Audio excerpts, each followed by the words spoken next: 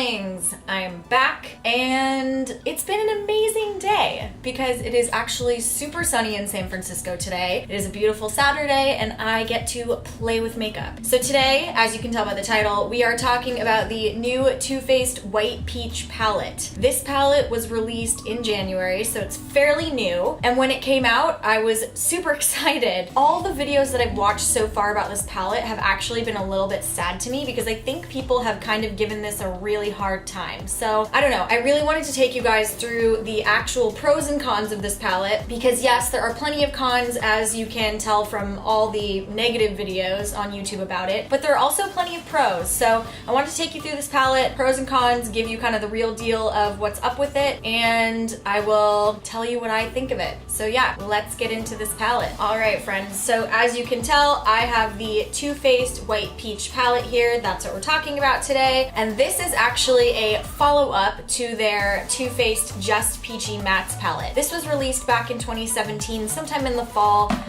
It's an entirely warm palette, as you can see here, so it's got all warm colors, meant to sort of give off that peach vibe. But this palette was super popular. Everybody was all over it. I think that it, came along at the right time. Warm tones were extremely popular back in the fall, and there are so many warm palettes on the market now anyway, like between Huda Beauty and the Tartelette Toasted and Naked Heat, there's so many warm palettes on the market, which is why this one was popular, but also why when this one came out, I was so excited. I'll go ahead and open this up for you to show you what the colors look like, but this is the White Peach palette, and as you can tell, it is way more cool toned than the other Just Peachy Mattes palette. The other main difference here is the fact that these are not all matte shades. These are all matte here, hence why it's called Just Peachy Mattes, whereas this actually has some shimmer shades. You actually have, I would say probably like 3 to 4 shimmer shades here. You have a shimmer here, one here, and then sort of some shimmer in these guys. But yeah,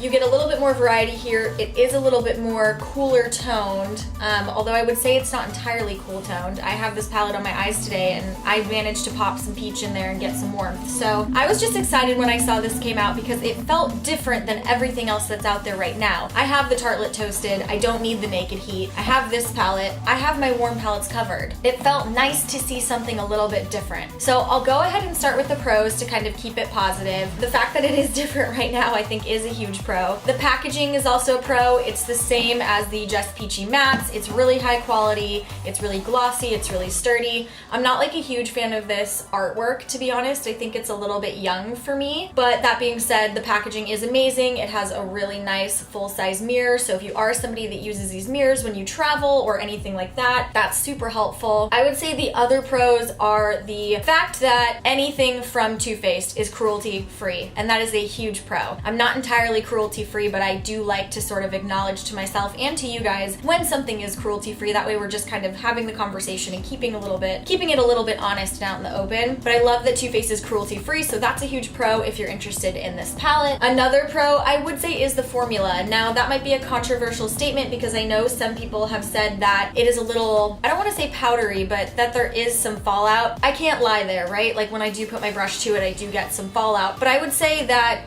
it's nothing that I can't deal with, and it's nothing that would prevent me from reaching for this palette. I'm not getting explosions of powder everywhere. And on top of that, I to myself kind of can get over the fact that there's fallout if the color payoff is good, which as you can see by the way my eye look is today, the color payoff is good. So those are the main pros here. I think it's beautiful. I love the shades. I think, another pro could be that you could take this palette by itself, or you could mix and match it back with the Just Peachy Mattes.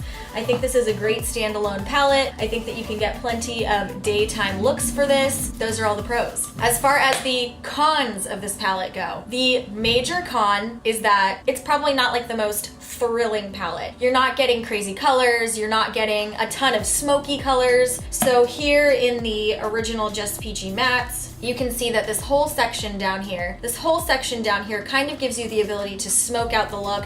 So you could stay really daytime, or you could go a little bit more smoky and make it a nighttime look. Whereas in the White Peach palette, you don't necessarily have as many options. You basically have these two colors down here to create your smoky eye. And for me, that's okay. On a regular basis. I'm just going to work. I'm just doing some daytime looks. And even this look I created here, like I would totally wear this to date night. This is smoky enough for me. I'm not really that dramatic of a makeup artist. I focus a little bit more on the day-to-day. So if you are somebody that likes to really smoke out your looks, like you only have two options here. So there's not a ton of versatility. I do think that is a con. The other con I would say is the formula of these glitter shades. First of all, these shades are freaking amazing. Like if you're actually gonna buy this palette for like one or two shades, these two shades here are unreal. So that would be Glistening Peach and Peach Passion. You do a little spritz of Fix Plus on your brush, and these are like duochrome status. They're unreal, they're so amazing. I actually have Glistening Peach all over my eye today, and it's been one of my favorite shades to use. So